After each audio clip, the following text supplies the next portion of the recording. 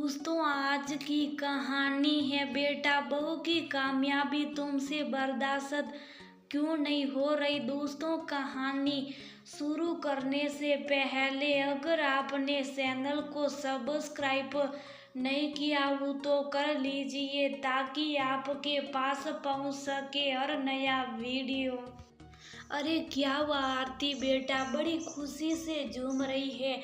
अरे हमें भी तो बता, तेरी खुशी का राज। आरती की सांस ने जैसे ही गेट खोला, आरती अंदर झूमते हुए आई और अपनी सासू माँ के दोनों हाथ पकड़कर उनको भी घुमाने लगी।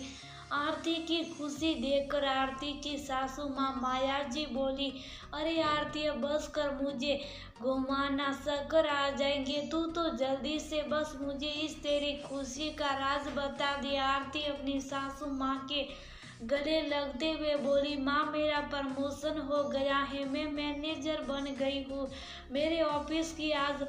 माँ मैं बहुत बहुत खुश हूँ, मेरे इतने दिनों की मेहनत सफल हो गई। आरती की सासू माँ भी इस बात पर खुशी से झूमते हुए बोली, वाह आरती बेटा, सच में ये तो खुशी से झूमने वाली खबर है। तेरी दिन रात की मेहनत असर कर गई। अरे तूने साहिल को भी ये खबर सुनाई या नहीं सुनाई? वह भी आज बोल रहा था कि आज उसकी मीटिंग खत्म हो जाएगी, वह घर आ जाएगा। आरती बोली, माँ मैंने साहिल को फोन लगाया था पर उसका फोन बार बार नेटवर्क क्षेत्र से बाहर बता रहा था, फोन ही नहीं लग रहा था। फिर मैंने सोचा जब साहिल घर पर ही आ जाएंगे तब उसको सरप्राइज दूंगी। देखना माँ, साहिल भी मेरे प्रमोशन की खबर सुनकर बहुत खुश होंगे। माया जी बोली, हाँ बेटा, जैसे साहिल की खुशी में तेरी खुशी है वैसे ही तेरी खुशी में ही साहिल की खुशी है। और ऐसा बोलकर दोनों सास बहू हंसने लगी। माया जी बोली, साहिल भी आ जाएगा अभी 2-3 घंटे में। मैं आज घर में हलवा बनाऊंगी तेरी पसंद का, भगवान को भोग लगाती हूँ। ऐसा बोलकर माया जी रसोई में चली गई। आरती के पास आज फोन आ रहे थे सब लोगों के बधाइयाँ देने के लिए। आरती को 1 मिनट की भी फुर्सत नहीं थी। आरती के ससुर जी भी घर आ गए थे, वह भी आरती के प्रमोशन की बात सुनकर बहुत बहुत खुश हुए। आरती भी आज की शाम को अच्छे से सेलिब्रेट करने के लिए अच्छे से तैयार हो गई थी। साहिल भी अब घर आ गया था। साहिल को देखती आरती बोली, साहिल आज हम दोनों का बरसों का सपना पूरा हो गया, मैं मैनेजर बन गई, पता है तुमको। आरती खुशी सरोवर होते हुए साहिल को बता रही थी, पर साहिल ने आरती की इस बात पर ज्यादा रिएक्ट नहीं किया और थोड़ा उदास स्वर में ही बोला, पता है मुझे ऑफिस से मेरे दोस्त का फोन आ गया था, सब बता दिया उसने, मुबारक हो तुमको। आरती बोली, तुमको पता था साहिल, फिर भी तुमने मुझे फोन नहीं किया, मैं तुम्हें कितने फोन कर चुकी थी। साहिल कुछ नहीं बोला और चुपचाप अपने कमरे में चला गया। आरती और साहिल एक ही कंपनी में काम करते, दोनों काफी मेहनती हैं, पर साहिल से ज्यादा आइडिया आरती के दिमाग में होते थे।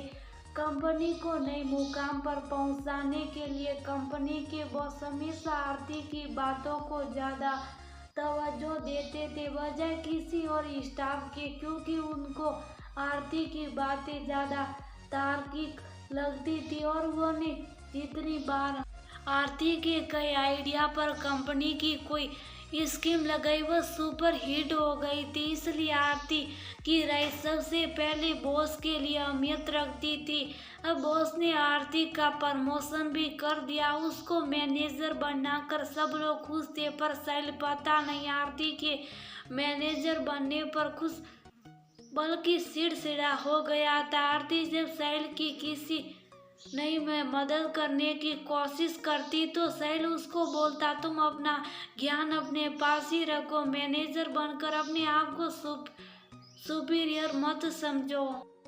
आरती कुछ समझ नहीं पाती, पर वह साहिल के बदले हुए व्यवहार को देख रही थी। ऑफिस में भी सब सहकर्मी कई बार साहिल को मजाक में बोल देते, यार तुम्हारी बीवी तो नेले पर तेला निकली, तुम्हारे लिए तुमने तो अपने से भी जीनियस बीवी ढूंढी अपने लिए। तुमको कितने साल हो गए मैनेजर बनने के लिए पापड़ बेलते हुए, पर देखो तुम्हारा दूर दूर तक मैनेजर बनने का कोई सांस नहीं छोड़ा। तुम्हारी पत्नी थे, तुमको पीछे धकेल कर खुद मैनेजर बन गए। अरे वो अपने आइडियाज तुम्हें भी तो दे सकती थी, पर वह शायद ऐसा करना नहीं चाहती थी। साहिल चिड़चिड़ा होकर अपने सहकर्मियों को बोलता, अरे यार बंद करो बकवास, ऐसी कोई बात नहीं है। हाँ, मेरी बीवी में हुनर है, उसकी बदौलत ही उनसे ये पोस्ट को पाया। सहकर्मियों को तो साहिल ये बात बोल देता, पर वह अंदर ही अंदर घुट रहा था। पता नहीं उसको अपनी बीवी की कामयाबी क्यों जला रही थी। आरती के मैनेजर बनने के बाद साहिल उससे कुछ कटा कटा सा रहना लगा था।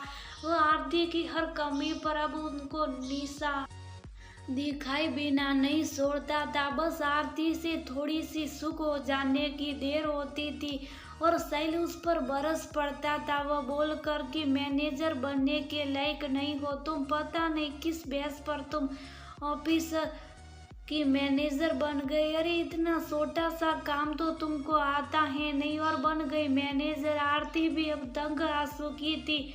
साहिल की ये सारे दिन खट्टी खोटी बातें सुनते हुए वह भी अब साहिल की बकवास बातों का जवाब देने लगी थी। वह भी अब साहिल को सुनाने लगी थी कि उसकी कामयाबी मुझसे बर्दाश्त नहीं हो रही है। तब वो ऐसी बातें करता, दोनों के बीच में कई बार तो बहुत देर तक ऐसी फालतू की बहस चलती रहती। माया जी और उनके पति दोनों बेटे बहू की इस बहस को बहुत दुखी हो गए थे। माया जी कई बार कोशिश करती दोनों से इस बारे में बात करने की, पर माया जी के पति उनको ये कहकर रोक लेते कि देखो माया, ये दोनों पति पत्नी का आपस का मामला है। पहले भी इनमें बहुत सारी बातों को लेकर झगड़े हुए हैं और दोनों कुछ टाइम के बाद में सब झगड़े भुलाकर एक भी हुए। मुझे नहीं लगता कि हमें इन दोनों के मामले के बीच में पड़ना चाहिए। इनकी आपस की बातें ये तुम दखल अंदाजी मत करो, इनको थोड़ा टाइम दो, सब सही हो जाएगा। और माया जी बस भगवान से प्रार्थना करके रह जाती कि उनके बेटे बहू के बीच में जो ये अनबन हो रही है उसको सही कर दो। वैसे भी आरती और उनके बेटे साहिल दोनों ने अपनी माँ को बोल रखा था कि जब भी उनके बीच में झगड़े हो तो प्लीज आप उन झगड़ों में मत पड़ना, हम दोनों देख लेंगे। अब धीरे धीरे साहिल की चिड़चिड़ाहट का असर उसके काम पर भी पड़ने लगा था। आज बॉस ने साहिल को अच्छी तरह से काम नहीं कर पाने के कारण उसको अपने कैबिन में बुलाकर सार बातें सुना दी थी और साथ में आरती को बुलाकर साहिल को बोला, अरे देखो अपनी पत्नी को कुछ तो सीखो इससे। अरे हमेशा हर काम अपने तयशुदा टाइम पर करते, तुम 24 घंटे उसके साथ रहते हो फिर भी इससे कुछ नहीं सीख पाते हो। थोड़ी देर बाद में बॉस ने साहिल को कैबिन से जाने के लिए कहा और आरती को रोक दिया। साहिल कैबिन से बाहर निकल कर आ चुका था। सहकर्मियों ने फिर एक बार साहिल पर तंज कसते हुए कहा, तेरे भी क्या दिन आ गए साहिल, तुझको बॉस ने बेइज्जत करके अपने कैबिन से निकाल दिया और तेरी वाइफ को अभी तक भी कैबिन में रोक रखा है। अरे तेरी बीवी ने तो लगता है बॉस पर जादू कर दिया। बॉस जब देखो तब आरती आरती कहते रहते, ऐसा बोलकर सब हंसने लग गए। साहिल को ये सब की हंसी बहुत शुभ रही थी। शाम को जैसे ही दोनों ऑफिस से घर पहुंचे साहिल बरस पड़ा आरती के ऊपर, उसको सिला सिला कर बोलने लग गया, तुम्हारे मैनेजर बनने का फंडा अब समझ में आ गया मुझको। तुमने किस तरह से मैनेजर की पोस्ट हासिल की। ये बॉस तुम्हारे आगे पीछे जो सहकर्मी होकर घूमता है ना, उसको तुमने फिदा कर रखा अपने ऊपर। अरे बन ठन कर जाती हो और बॉस से हंस हंस कर बातें करती रहती हो सारे दिन। अरे तुम औरतें भी ना श्रेय चरित्र होती हो, तुम किसी भी काम को हासिल करने के लिए अपने रूप का भी इस्तेमाल कर सकती हो।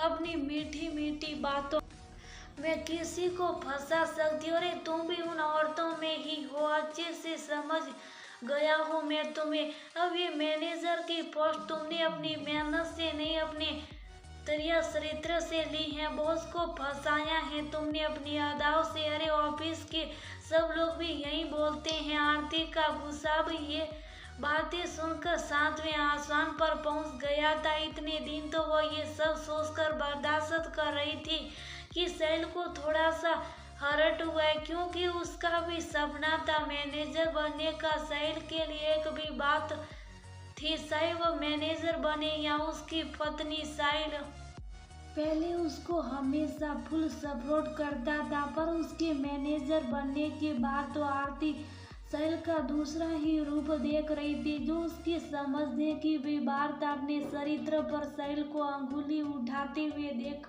आरती सिलाई बस करो साहिल, अपनी ये ओसी हरकतें बस बहुत बर्दाश्त कर लिया तुमको। अगर मेरे चरित्र पर अंगुली उठाई ना तो मैं कुछ भी बर्दाश्त नहीं करूंगी। क्या हो गया है तुमको? अरे अपनी बीवी की थोड़ी सी भी कामयाबी तुमको बर्दाश्त नहीं हुई, तुम उसको चरित्र पर अंगुली उठाने लगे, सब कुछ जानते हुए वे भी कि मेरा चरित्र कैसा है। दोनों जोर जोर से एक दूसरे से बहस कर रहे थे। आज साहिल की बातों ने आरती को रुला दिया था। माया जी और शर्मा जी अपने कमरे में बैठे दोनों बेटे बहू की बातें सुन रहे थे। आज माया जी खुद गुस्से से तमा रही थी और गुस्से में उठकर ही बाहर जाने लगी तो शर्मा जी ने टोका, अरे माया अभी उनका गुस्सा तुम पर निकल जाएगा, तुम क्यों जा रही हो उनके बीच की बातें ना। माया जी शर्मा जी की बात को रोकते हुए बोली, नहीं शर्मा जी, आज बात बेटे और बहू के बीच की नहीं है, बल्कि एक औरत के स्वाभिमान की गरिमा की है। आज बात मेरी परवरिश की। आज मैं इस मामले में इसमें बोलने से नहीं रोकूंगी। खुद को ऐसा बोलकर माया जी अपने बेटे बहू के कमरे में गई और जोर से चिल्लाकर साहिल से बोली, खबरदार जो एक भी और बात बहू के चरित्र के ऊपर उठाई तो अभी तुम्हारे मुंह पर एक तमाशा जड़ दूंगी। आज मेरी परवरिश हार गई। मैंने तुमको पढ़ा लिखा कर एक बड़ा आदमी तो बना दिया, पर एक औरत का सम्मान करने वाला आदमी नहीं बना पाई। अरे लानत है मुझे तुझ पर। तुमको अपनी बीवी की कामयाबी ही बर्दाश्त नहीं हुई। अरे अगर तू मैनेजर बन जाता फिर ये ऐसा करती तब, पर ये ऐसा नहीं करती क्योंकि ये तेरी खुशी में ही अपनी खुशी देखती। साहिल आज तूने मेरी माँ की परवरिश की एक मिनट में ही कलंकित कर दिया। रे जब एक औरत कामयाबी की सीढ़ियों पर चढ़ती है ना तो पता नहीं मर्द को ये क्यों नहीं बर्दाश्त होता। वह उसकी मेहनत को नहीं देखता बल्कि उसके चरित्र पर उंगली उठाकर कह देता है कि इसने चरित्र होकर अपने औरत होने का फायदा उठाकर उस मंजिल को हासिल करे। क्यों क्या औरत अपने आदमी से ऊपर नहीं जा सकती? क्या उसको हमेशा आदमी के नीचे ही रहना चाहिए क्या? या फिर तुम सब मर्दों की यही सोच है कि औरत उनकी बराबरी तो कर सकती है, उनके साथ चल सकती हैं, पर उनके आगे नहीं। जैसे ही औरत आगे निकली तुम लोग शुरू हो जाते हो उसके चरित्र पर उंगली उठाने के लिए। क्या एक मर्द को ही आगे बढ़ने का हक है? पुरुष औरत की कामयाबी बर्दाश्त कर लेता है, पर एक पत्नी के रूप में उसको अपने से आगे बढ़ने वाली पत्नी नहीं चाहिए। ये कैसा दोगलापन है तुम्हारी सोच का?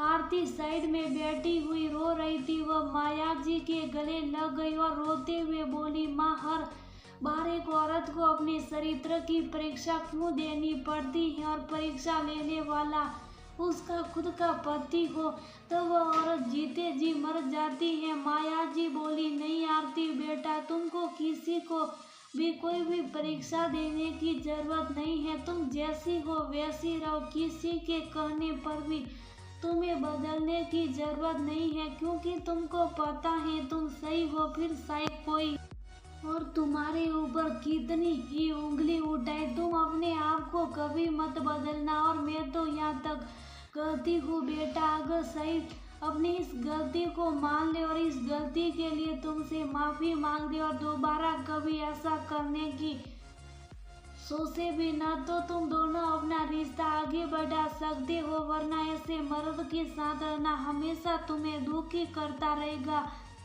बेटा जो अपनी पत्नी पर ही ऐसी अंगुली उठाता रहे, उसके चरित्र को लेकर ऐसे मर्द के साथ रिश्ता रखने से सिर्फ खुद को हानि होगी। इसलिए उस रिश्ते से बाहर निकल जाओ। अपनी माँ की बात सुनकर साहिल की आंखें फटी की फटी रह गई।